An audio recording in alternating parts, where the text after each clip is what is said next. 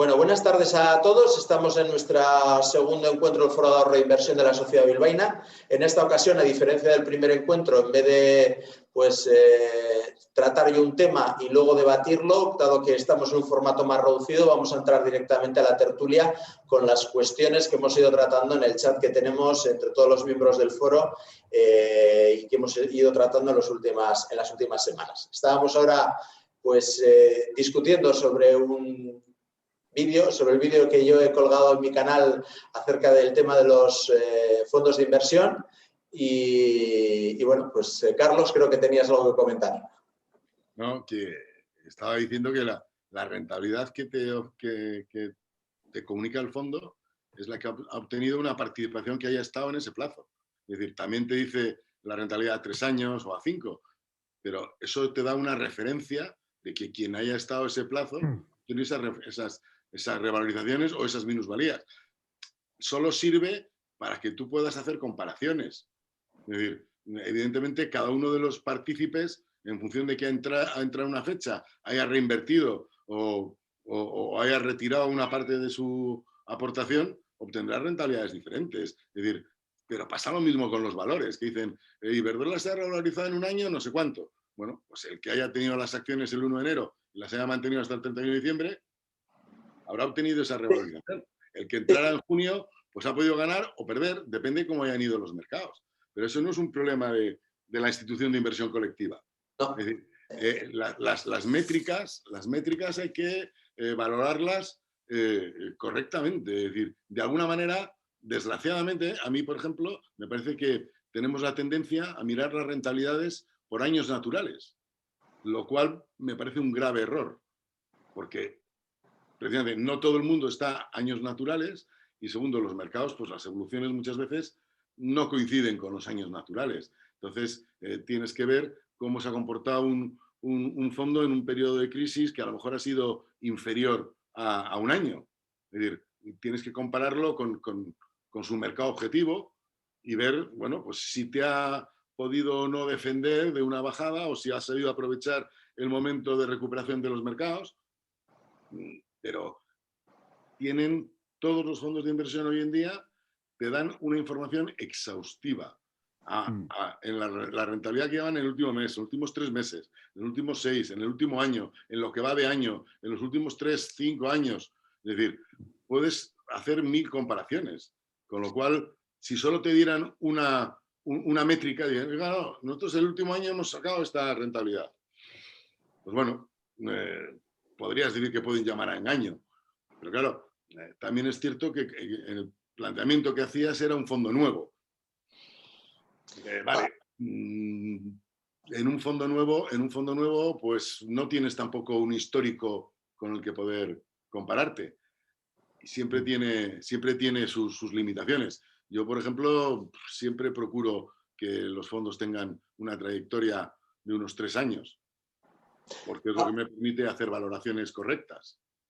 Yo quería aclarar, porque efectivamente, y además que quede claro y grabado, que soy un grandísimo defensor de los fondos de inversión, que me parece el instrumento de inversión más eficiente desde un punto de vista fiscal y vamos, quiero decir, más claro que puede tener un ahorrador medio. O sea, no se me ocurre en estos momentos ninguna otra alternativa, porque la que puede ser buena en términos de rentabilidad no lo es en términos de liquidez y la que quiero decir, la renta fija está como está, con los tipos de interés negativos. Es decir, no se me ocurre ninguno, y luego ya sabéis mi opinión sobre invertir directamente en acciones si no se hace un ejercicio de valoración de las compañías sobre las que vas a invertir. Por tanto, desde ese punto de vista, soy un grandísimo defensor de los fondos de inversión. Bien, es verdad que hay 25.000, que se dice pronto, 25.000 fondos de inversión traspasables en España. Con lo cual, como se suele decir, hay de todo como en botica. Y evidentemente hay que saber pues eso, elegir el adecuado o confiar en un asesor o un gestor que te ayude a elegir el más adecuado con tu propio perfil. Rafa, una cosa. Hay 25.000, pero realmente no son 25.000 fondos diferentes. Bueno, ese es otro... Por cada fondo hay no menos de 3 o 4 clases diferentes con condiciones diferentes. Correcto. Y entonces, bueno, pues muchas veces no es que sean tantos, es que el mismo fondo lo tienes en la clase institucional, en la que te exigen una inversión mínima de 1 millón de euros, lo tienes en una clase limpia, que no tiene comisiones de comercialización, lo tienes en una clase, lo que llaman retail, que es la que utilizan habitualmente los bancos, que sí que tiene unas comisiones de comercialización que se le devuelven al banco que lo ha comercializado, que se lo ha vendido al cliente. Y luego el mismo fondo lo tienes, si es un fondo en dólares, lo tienes cubierto a euros. Ese es un tema, por cierto, importante, el tema de lo de las comisiones de distribución, porque, bueno, corrígeme si me equivoco, que tú de esto controlas evidentemente muchísimo más que yo, el famoso tema de la retrocesión de las comisiones. Es decir, muchos fondos, sobre todo extranjeros, lo que hacen es, para ahorrarse el tener una estructura de distribución con unas oficinas o lo que sea, unos comerciales, en este caso España, pues lo que hacen es llegar a acuerdos con entidades para que le hagan la comercialización de sus propios fondos. Sobre la comisión del 1,5, 2, el 1,35, lo que sea que paga sobre el fondo, pues una parte de esa comisión, que puede llegar a ser hasta el 50%, corresponde a o sea, es la cantidad con la cual la gestora va a retribuir a las entidades que están haciendo la distribución, la comercialización de esos fondos. Es decir... Perdona, ese sistema no es exclusivo de España. Sí, no, yo no digo que sea exclusivo de España. Se hace generalmente en casi toda Europa. Lo que pasa es que hay muchos países en los que los distribuidores no son bancos comerciales como pasa en España, sino que lo hacen profesionales, asesores financieros, fiscalistas, incluso empresas de auditoría. De estas grandes auditoras tienen un departamento de comercialización de fondos de inversión. Sí, ahora a lo que voy es que a mí es un modelo que personalmente no me gusta nada, porque al final es una manera de que cuando al final tú como ahorrador te diriges a tu entidad o a tu asesor o a lo que sea, nunca tienes del todo claro hasta qué punto pues la entidad te está vendiendo el fondo que más te interesa a ti o el que más le interesa a la entidad, porque es el que resulta más rentable y demás. Personalmente yo soy más partidario, aunque sé que es algo que choca bastante con la mentalidad española, que todavía se sigue pensando que el asesor del banco no le cobra nada, el asesoramiento que le das gratis, y de gratis tiene más bien poco, porque efectivamente ellos cobran a través de la retrocesión de comisiones. Yo soy más partidario de introducir más la cultura de que la gente pague por el servicio recibido. Es decir, que el asesor, que la entidad no cobre vía retrocesión de comisiones, sino que lo que haga es pagarle el cliente por el servicio que le presta. No sé qué opinión tenéis. Tiene bastantes complicaciones, e incluso tiene complicaciones fiscales, porque de esa forma, entre otras cosas, le tendrías que cobrar al cliente el IVA. ¿Y qué le cobras? ¿Por horas que le has dedicado a él personalmente? Cuando resulta que muchas veces, para poder darle una explicación a él en 1 hora, tú has tenido que estar estudiando y mirando durante muchas otras horas. Bueno, pues claro, una tarificación. Claro, es muy complicado. Es decir, antes el sistema más anglosajón era que prácticamente no había retrocesiones, pero sin embargo había una comisión de entrada. Entonces, los asesores cobraban cada vez que un cliente entraba en un fondo. ¿Qué es lo que llevaba a eso? Pues que hubiera muchos cambios de fondos. Pero ahora, corrígeme si me equivoco, porque es un tema que no domino. Con MiFID II no se acaba la retrocesión de las comisiones para aquellas entidades que se declaran independientes. Sí, o asesores que se declaran independientes. Los que se declaran independientes solo pueden cobrar por facturación directa al cliente. Exacto. Quienes son no independientes, que no quiere decir que sean parciales, sino que no cobran directamente por su trabajo, facturándole al cliente, sino que reciben una retribución de la entidad gestora, para poder cobrar las retrocesiones, tienen que darle un valor añadido al cliente. Es decir, tú tienes que hacerle un seguimiento de la cartera, tienes que facilitarle la comparación de unos fondos con otros y en cualquier caso tienes que facilitarle todos los años, desglosado fondo por fondo, los importes que has percibido de retrocesiones. ¿Qué es lo que ocurre con eso? Que al final se han estandarizado bastante las las retrocesiones y demás. Y esa idea que tiene mucha gente de que el banco te coloca lo que más le interesa a él, porque recibe más retrocesión de un fondo que de otro, la verdad es que no. Yo he trabajado en banca durante muchos años y no sabía qué es lo que me retrocedían de cada fondo. Es decir, yo no creo que no hay grandes diferencias. Al final es mucho más rentable para el banco tener contento a un cliente y hacerle un buen trabajo de selección y de seguimiento de los fondos que este te retrocede un 0,25 y el otro un 0,35. No hay un fondo que retrocede un 0,25 y otro que retrocede un 2,5. Ya, pero Carlos, esa obsesión que tienen muchos... a mí es que me sorprende que esto que tú dices, a ver, a mí me han contado, sin dar nombres obviamente, gente que ha trabajado o que incluso trabaja en banca en el sentido contrario, en el sentido de que sí que hay campañas concretas y sí que hay acuerdos con determinadas entidades importantes. Entonces, al final tienes al jefe territorial o al responsable del área tal, pues presionándote para esta vez toca, pues esto como seguros de vida, pues ahora toca los fondos de esta gestora y demás. Y es curioso que con el tema de los fondos internacionales, a mí me hace mucha gracia porque hay mucho fondo de inversión.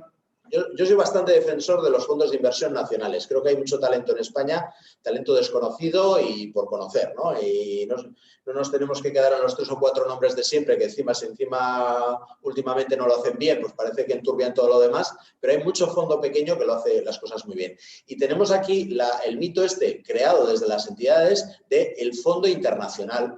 Y el fondo internacional al final es el más agresivo en forma de retrocesión de comisiones, por razones obvias, porque no tiene estructura en España, porque no tiene, o sea, simplemente, pues eso, insisto, sin dar nombres, pues al final se apoya en...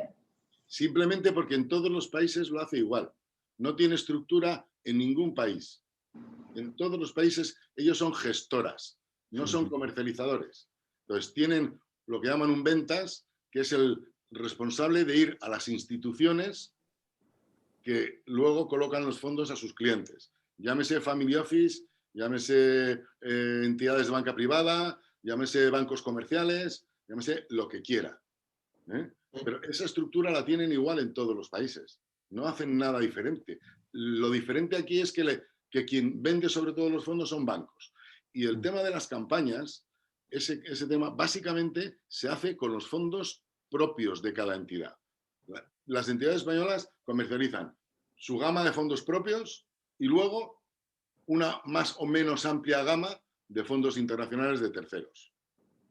Donde ganan más dinero son en los fondos propios. Y además tienen otro problema, y es que necesitan llenarlos. Cuando sacan un fondo nuevo, necesitan llenarlo. Y entonces sí que hay campañas. Es precisamente en los fondos nacionales en los que tienes campañas y tienes la presión del territorial y dice, oye, a ver, este fondo que hemos sacado, porque necesitan llenarlo para que el fondo sea rentable y para que el fondo funcione. Sin un mínimo volumen, el fondo no sale adelante. Entonces, es en los fondos propios en los que hay más esa presión y demás. Y el problema está que en España no se hace lo que hacen en otros países, que es que los fondos, los bancos comercializan fondos de otros bancos de su país. Por un problema, y es que aquí tenemos muy difícil, aunque ahora hay una legislación que lo permite, el montar lo que llaman las cuentas ómnibus. Las cuentas ómnibus quiere decir que si el BBV quisiera comercializar el Santander Small Caps, hoy en día en España podría hacerlo, pero tendría que facilitarle al Banco de Santander la relación con nombre, carnet de identidad, domicilio de los clientes, lo cual facilitaría el canibalismo por parte del Santander, que le han dado directamente todos los datos y podría dirigirse a ellos. Eso, a través de las cuentas ómnibus, que significaría que el BBV hace las suscripciones y quien aparece como suscriptor es BBV, y BBV es el responsable frente a Hacienda de llevar el control de en esa cuenta del BBV, a nombre del BBV que está en el Santander, de qué está compuesta, de quiénes son los clientes, en qué fecha entraron, qué precio pagaron por cada una de las participaciones. Es decir, ese sistema no existe. En España se han inventado el sistema de la traspasabilidad de los fondos. Precisamente por eso, porque para que el cliente no esté atado a una entidad y pueda cambiar de entidad y pueda cambiar de fondos sin necesidad de tributar. Y tampoco es un mal sistema. Pero claro, lo que exige es que tú puedas trabajar con 5 o 6 bancos. Y eso hoy en día es las cuentas ómnibus, que no sé si hay gente que se está perdiendo, que levante la mano, para que no sea esto un debate aquí. Yo, si alguien quiere, explico lo que es una cuenta ómnibus. Pero vamos, venga, adelante. No es complicado. Es decir, al final es una cuenta que está a nombre de una entidad y que esa entidad lleva el registro de quiénes son los titulares reales de los saldos de esa cuenta. De hecho, la mayoría de las... De cara al tercero no aparecen los titulares reales. De hecho, la mayoría de los brokers de entidades financieras independientes, aunque en España son la mayoría de entidades financieras, cuando tú compras acciones de Iberdrola, en realidad son cuentas ómnibus. Si tú compras acciones de Iberdrola a través del BBV, es el BBV el que compra las acciones de Iberdrola a ti y te las asigna a través de una dotación contable. Pero el titular en último término es Iberdrola. El titular en primer término es el BBV. Y en último término... Bueno, perdona, lleva razón, efectivamente. En primer término es... No, pero digo porque a mí me ha pasado alguna vez de intentar, de ir a alguna junta de accionistas extranjera, de alguna compañía extranjera, y cuando me piden la certificación emitida por mi broker de titularidad de las acciones, el broker mío me explicaba que el titular de las acciones no soy yo, que es la entidad. Entonces me tenía que emitir una autorización que luego, la compañía daba por bueno y me admitía en la junta de accionistas. Pero bueno, eso es así. A ver, es correcto lo que dices con respecto al tema de los fondos de inversión. Es curioso porque a nivel de inversión directa en acciones se utilizan las cuentas ómnibus, a nivel de fondos de inversión con lo de la traspasabilidad no. Pero quiero decir, el que el BBV comercializa un fondo del Santander, que por cierto... No sé si sabéis, pero ya os lo anuncio, es que como ha mencionado Carlos, el Small and Mid Caps, que es el fondo estrella del Banco Santander, de Lola Solana, ya sabéis que en cuanto acabe la pandemia y retomemos Miss Value Bilbao, es la próxima invitada, Lola, al Value Bilbao de la bilbaína, al cual espero que asistáis todos. Una crack, yo la conozco desde hace años. Es una tía encantadora, además, escritora, tiene un perfil también de escritor que ha escrito un par de novelas o 3, y nos va a hacer pasar un muy buen rato, ¿no? Pero bueno, volviendo a lo que estábamos, el que el BBV comercialice un fondo del Santander, pues igual puede chirriar un poco, pero es que esto pasa también con la comercialización por parte de grandes entidades de fondos de gestoras independientes, que también, como no tienen por política retrocesión de comisiones, pues los fondos pues tú no puedes comprar a través del BBV pues el fondo Cobas o Advalor o no sé, o Mira Gestión. Bueno, de hecho, muchas gestoras independientes lo que han hecho ha sido abrir una SICAV en Luxemburgo y luego solicitar su comercialización en España. Lo meten en una plataforma, en Allfunds o Inversis, que sí que da retrocesiones, no porque sean independientes no dan retrocesiones, algunas sí, otras no, y lo comercializan por ahí. Entonces, es un poco ridículo el sistema porque obliga a llevarte la estructura fuera de España, con lo cual hay una serie de gastos de notarios, abogados, auditores, tal, que en lugar de quedarse aquí, es un dinero que se genera fuera. También se podría crear la SICAP en España. Lo que pasa es que, claro, como las SICAPs en España están... Vamos, quiero decir, parece que es hablar de... Bueno, yo estoy esperando un poco... Yo soy muy partidario de las SICAPs. De hecho, soy el presidente de 3. O sea que hablo por conocimiento. Yo estoy esperando a que ahora, a ver si se normalizan las circunstancias. Y claro, el problema es que las SICAPs en España se han utilizado cumpliendo la letra de la ley, pero no el espíritu. Y entonces, pues bueno. Ahora, el problema es, ¿por qué para que sea institución de inversión colectiva hacen falta 100 personas? Si la montan 25, no es colectiva. Si lo montan 10, no es colectiva. En Francia hacen falta 4. En Luxemburgo ahora 1. En Francia, para algún tipo de sociedad, solo 2. Excepto en España y en Portugal, el límite ese de 100 no existe. Entonces, lo que habrá que hacer es definir. Pero lo curioso es que los fondos de inversión, todo el mundo los entiende, y las SICAVs no, cuando al final es lo mismo. Bueno, No es lo mismo. Jurídicamente no es lo mismo, pero para mí fundamental. Tiene dos diferencias fundamentales. Una, que existe un consejo de administración con sus responsabilidades por un lado, pero con su capacidad de controlar a la gestora. Perdona y ahora continúas. Tiene dos diferencias que ya me las sé y ahora te dejo que las expliques, pero que para mí son a favor de la SICAV. Sí, para mí también. Para mí también. Es decir, continúa. Hay un consejo de administración que tiene unas responsabilidades y que tiene la capacidad de controlar lo que hace la gestora y que puede cambiar de gestora, con lo cual le da cierta independencia, ¿eh? Y luego son fácilmente adquiribles por cualquiera, porque cotizan en el mercado alternativo, ahora le llaman el BM Growth, y desde cualquier entidad bancaria se puede comprar, que es lo que pasa con las SICAVs en el resto de Europa, que desde cualquier entidad tú puedes comprarlas de cualquiera, porque cotizan. Ya no cabría lo de quiero comprar el fondo, no va a mencionar Cobas porque, en fin, no es el más esto, pero el fondo, no sé, X, Numantia, de mi amigo emérito, y no puedo porque no lo comercializo, ¿no? Es que si fuera una SICAV, pues... Das la orden para comprarla en el BM Growth, tiene su ISIN, tiene su código y la depositas como las acciones de Iberdrola, como lo que sea, que es el sistema con el que se funciona en el resto de Europa, lo cual facilita que si a ti te gusta el Santander Small and Mid Caps, aunque trabajes con el Sabadell, dices, oye, cómprame este fondo. O que el Sabadell te pueda decir, oye, este fondo del Santander funciona bien si te está haciendo una gestión de una cartera o te está asesorando sobre una cartera de fondos. Y dices, lo compras en bolsa, que funciona, como tú has dicho, con las cuentas Omnibus y no tienes ningún problema. Bueno, venga, ¿alguna opinión más? Que si no, esto va a parecer un partido de tenis. No te vayas, Carlos. Aunque no esté muy bien, yo me voy a fumar un purito, que he hablado mucho. A ver, chicos, ¿algún comentario? No, a mí me ha sorprendido lo de la SICAV, porque sí que es cierto que la prensa que tienen, no te voy a decir que sea tan mala como los Bitcoin, pero tienen la prensa de que son maniobras de gente muy rica que las usa para meter su dinero. Y es él con 99 amigos. A ver, son un poco lo necesario para cubrir el límite que decía Carlos de 100, pero que en realidad es uno que ha metido a 99 amigos para que... Es una familia, legal, ¿no? Una familia que quiere tener control de la gestión de su dinero. ¿Cómo tiene control?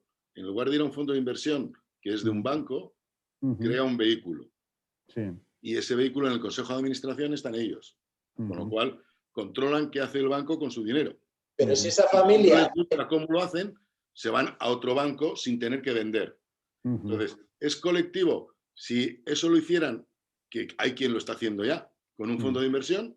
Es que eso se puede hacer con un fondo de inversión. Sí. Tú tienes un asesor o contratas a un asesor, constituyes un fondo de inversión con una determinada gestora que te da cobertura, tú tienes el asesor tuyo de confianza, que puede ser de tu familia o puede ser un externo, pero controlado por ti, que es digamos, el asesor de ese fondo de inversión, y el funcionamiento es exactamente el mismo. O sea, es que realmente no sé... El asesor tiene que ser una ESI, una entidad de servicios de inversión. Tiene bueno, que ser si es un fondo de inversión, hace falta que el asesor sea alguien. Acaba de sacar una normativa la CNMV reciente, efectivamente, de los asesores de los fondos, y los requisitos son complejos. Si es que no son una ESI, cabe la posibilidad, pero son complejos, y además les exige que esos asesores lo que cobren de asesoramiento de esa institución no sea su mayor fuente de ingresos. Eso es, entenderás que es una manera... Yo es que, por contar mi situación, yo, como ya sabéis, gestiono dinero propio, no me he metido, pero he tenido tentaciones, y las sigo teniendo, de algún día, pues sacar un vehículo con un nivel de... O sea, a mí o se me garantiza la independencia, o si no, sigo con lo mío, que me divierte mucho y no tengo que dar explicaciones a nadie. Pero efectivamente, la nueva regulación que han sacado, que es una manera por parte de los lobbies, no sé cómo identificarlos, de eliminar de raíz la posibilidad de los fondos de autor, me parece un despropósito absoluto. Al final, ¿qué es lo que está ocurriendo? Dándote información, porque estoy muy metido en ese tema y bueno, incluso se me ha propuesto, aunque yo todavía no estoy en ese asunto, es que los asesores que a día de hoy existen, que algunos de ellos son gente extraordinariamente brillante, como Flavio Muñoz, como Mérito Quintana, como Miguel de Juan, o sea, como este Tello, o sea, se van a constituir en EAFIS o se están asociando a EAFIS o a EAFs, para poder seguir haciendo lo que venían haciendo hasta ahora, pero con la cobertura que la nueva ley les ha establecido. Al final, bueno, tanto más que me da lo mismo, pero vamos, que me parece una regulación bastante absurda. Al final es una cuestión de control de quien está manejando dinero de terceros. Entonces, a mí no me parece mal que quien está asesorando a un fondo tenga que tener un cierto control, una cierta garantía. Ese control ya lo ejerce la entidad gestora, además por ley. O sea, de hecho, un asesor recomienda las operaciones a efectuar y es la gestora la que los efectúa. Existe el control de la gestora y el control del depositario. El asesoramiento financiero, desde hace 4 años o así en España, es una entidad regulada, es una actividad regulada. Es decir, es igual que un abogado o un médico. No la puede ejercer cualquiera. Te exigen una formación y una experiencia mínimas. Con lo cual, lo que no tiene ningún sentido es que alguien que no cumple esos requisitos pueda estar asesorando a un fondo de inversión que, por definición, está abierto a los inversores, particulares, al público. Tiene sentido que quien asesora a un fondo tenga que demostrar que tiene unos conocimientos y una formación mínima. Eso se da por supuesto, pero además te voy a decir más.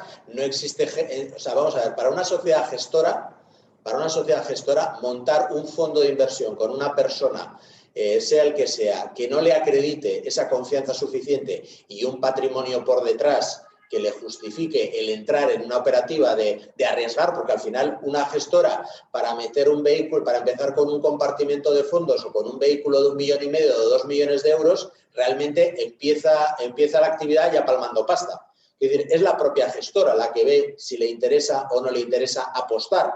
Mi amigo Emérito empezó con 600.000 euros y ahora tiene 20 millones. Los de Valentum empezaron también con 600.000 euros y ahora se han constituido en gestora independiente porque han alcanzado los 70 y en su momento alcanzaron los 100. Truvalio empezó también con 1 millón de euros y ahora están en 120. Quiero decir, si el talento de un Alejandro Estebaranz o de la gente de Valentum o de Emérito, etcétera, etcétera, tiene que, digamos, estar supeditado a que una entidad financiera decida contratarles, pues hombre, al final, y ojo, no confundamos entre el asesoramiento financiero con la gestión de fondos. Es decir, al final, un gestor de fondos está gestionando un vehículo en el cual la gente libremente decide si pone su dinero o no.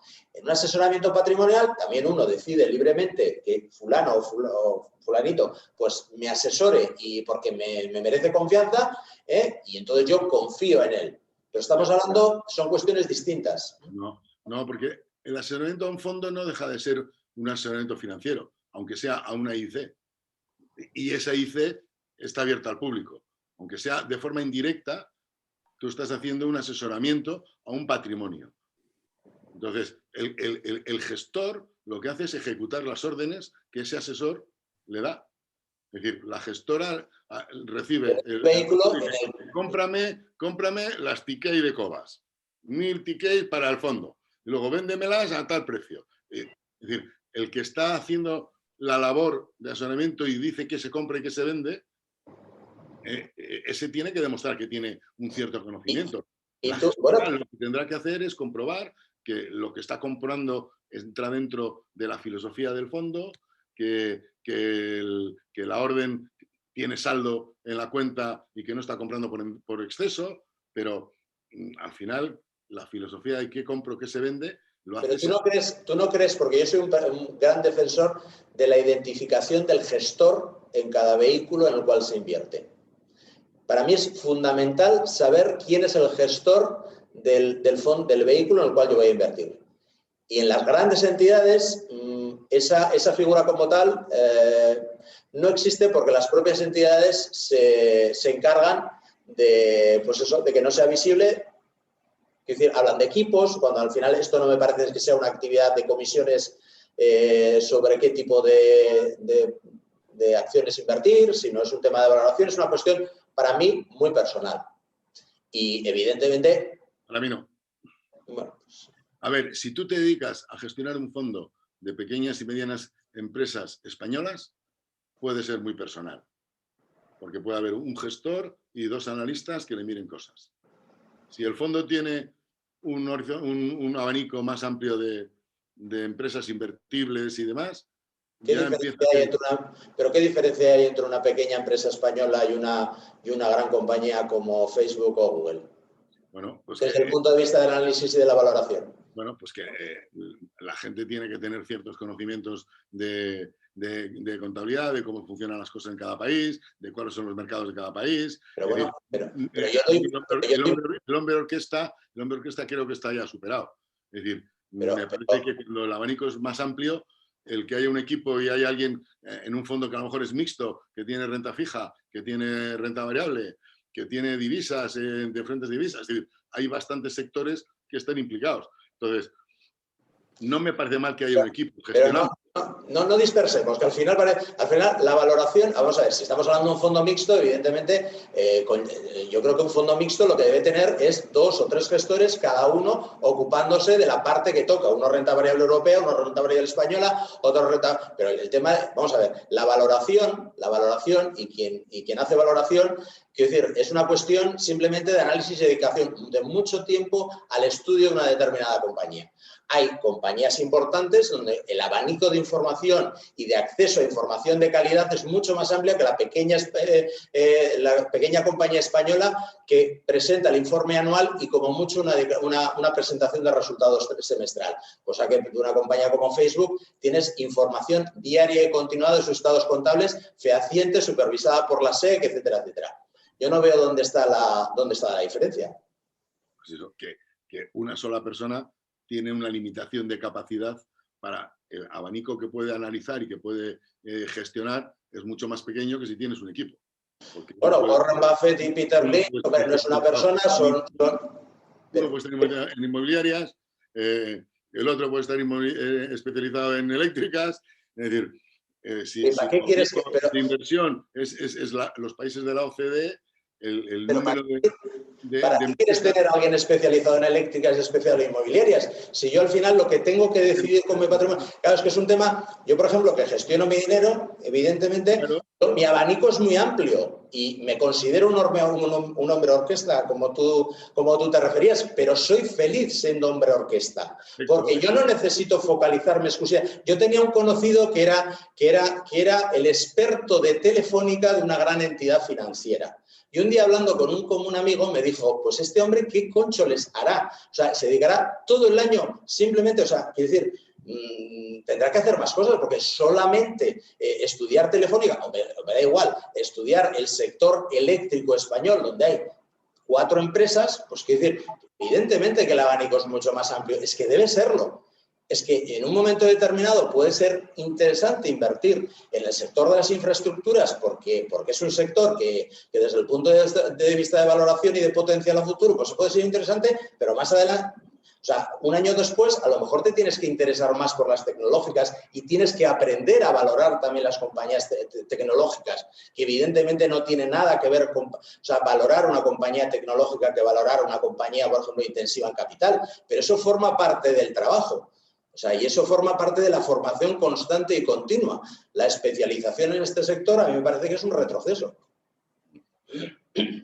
Y sobre todo, que es al final lo que nos ocupa de cara a quien nos está escuchando, que al final son ahorradores medios para que no se establezca esto un debate, es cuando yo decido cuando yo decido apostar por un vehículo, invertir mi dinero en un fondo de inversión, para mí es que es absolutamente fundamental, más allá de rentabilidades pasadas, de ratios SAP, de volatilidad, etcétera, etcétera, conocer a quién es la persona que en último término, aunque luego tenga su playa de analistas y demás, está tomando las decisiones que tienen que ver con mi patrimonio. Para mí es que es básico y fundamental, razón por la cual a mí, no voy a dar nombres, pero invertir en instituciones estas extranjeras, no sé qué, joder, y yo que además he tenido la oportunidad de conocer a algunos gestores de estas instituciones, claro que por supuesto no tienen patrimonio invertido en el fondo, que para mí es un tema esencial, es decir, yo quiero que mi gestor, la mayoría o una parte significativa de su patrimonio financiero lo tenga metido en el fondo que gestiona. Es que de otra manera digo, no, mira, es que yo soy gestor de este fondo, pero luego mi dinero lo tengo invertido en una sociedad familiar. No sé, a mí ese tipo de cosas y ese nivel de identificación con la persona que está gestionando mi dinero, para mí es absolutamente fundamental. Ya, pero si tú estás gestionando un fondo alternativo, un fondo de retorno absoluto, puede que tú, y tienes 30 años, a lo mejor tu patrimonio quieres tenerlo más orientado a renta variable. Es decir, no, pero es que estamos... los fondos tienen un público objetivo. Y lo lógico es que los fondos, si es al revés, tú tienes 60 años y eres un gestor maravilloso, o 65 de renta variable, y dices, oye, yo una parte de mi patrimonio quiero tenerlo con menos riesgo.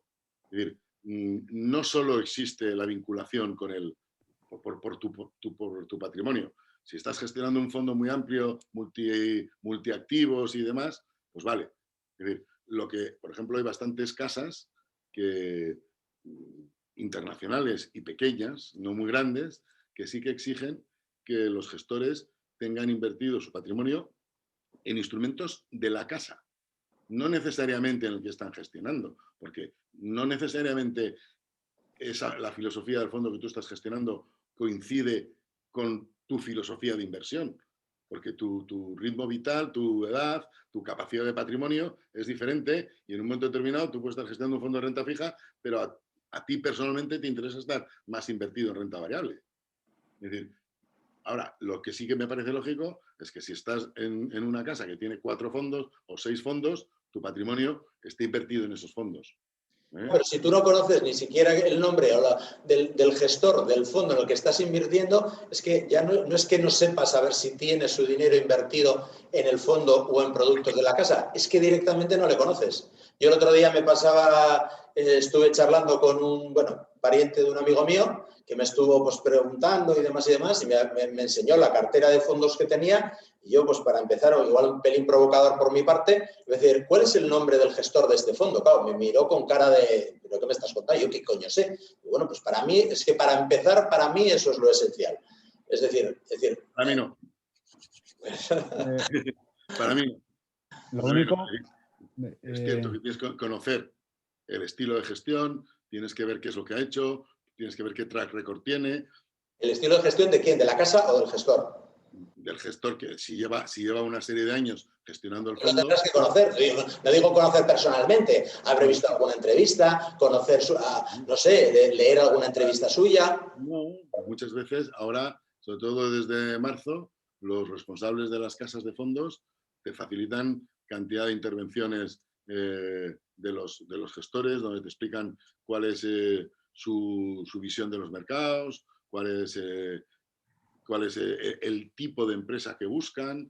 Sí, yo por intervenir y por abundar un poco, sí que es cierto que me he hecho la pregunta que hace Rafa, pero he acabado en la posición de Carlos. Yo voy a la Caixa y quiero un fondo y, oye, ¿quién lo gestiona? Ni idea, pero mira, esto invierte en empresas que se dedican a inteligencia artificial. Y digo, coño, eso es lo que me gusta, por lo menos voy a invertir en algo que me gusta. Me enseñan el tracking, bueno, pues mira, el último año ha ganado tanto, tal. Y además, nuestro responsable, el de la Caixa, de comercialización de fondos, da una charla mañana y te va a explicar un poco cómo esos fondos o cómo ese gestor que no conozco, y me tengo que creer que es cierto, cómo ve el mercado.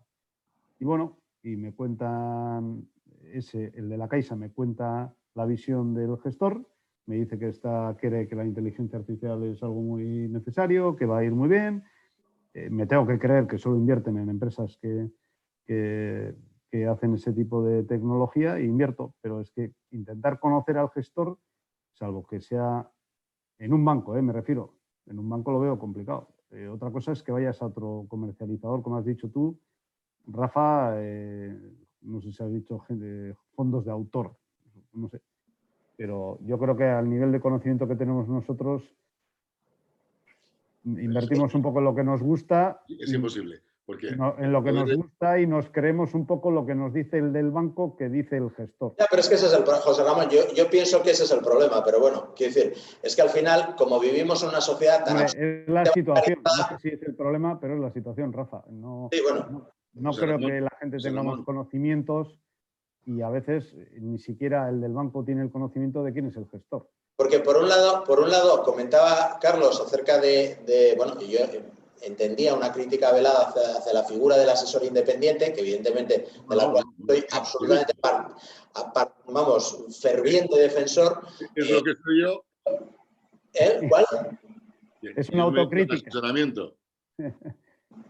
No, pero entonces, al final, quiero decir, de alguna manera, tú cuando inviertes en un fondo, en el fondo de, pues eso, no voy a volver a repetir los nombres que he dicho antes, estás invirtiendo en esa persona. Y evidentemente estás invirtiendo en esa persona porque conoces su trayectoria. Si no, esto no es un fondo generalista para todo el mundo, pero por lo menos tienes identificado quién está. O sea, el exceso de confianza, la confianza que en un momento determinado pueda tener uno en que del proceso de selección que haga la entidad X salga que la persona que han contratado para gestionar ese fondo de inteligencia artificial sea una persona especialmente dotada en técnicas de valoración y que tenga una visión de conjunto de los mercados y de las compañías suficiente como para depositar la confianza de mi dinero en él, joder, pues me parece que es mucha confianza, vaya.